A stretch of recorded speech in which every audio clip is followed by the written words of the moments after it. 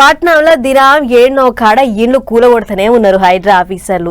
Rules పాటించకుండా ఎట్లా పడితే అట్లా ఇల్లు కట్టుకుంటే వెనక ముంగట ఏం చూస్తలేరు, సీదా పోతుర్రు, జేసీబీలకు పని చెప్తుర్రు. ఇప్పటికే ఇండ్లు కూలగొట్టుడు మీద మస్తు పంచాదులైనాయి.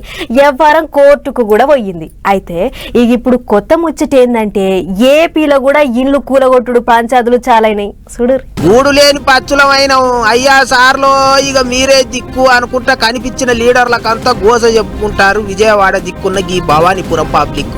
ఈ భవానీపురంలో 2 ఎకరాల 40 సెంట్ల జాగా ఎప్పటి సందో లిటిగేషన్ లో ఉన్నదట.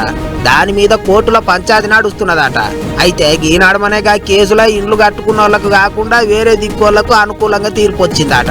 ఇండ్లు కూడా కొట్టాలని కోర్టు సార్లు ఆర్డర్ వేసిండ్రట. అందుకే ఆఫీసర్లు ఆగమాగం పోయి ఇండ్లన్నీ కూడా కొట్టిర్రు. దీని మీదనే ఇప్పుడు లొల్లి గట్టిగా అవుతుంది. 25 ఏళ్ల సంది ఇండ్లు కట్టుకొని ఉంటాను, ఇప్పుడు రోడ్డున బారేసిండ్రు అని పబ్లిక్ మస్తు కోపానికి వస్తుండ్రు.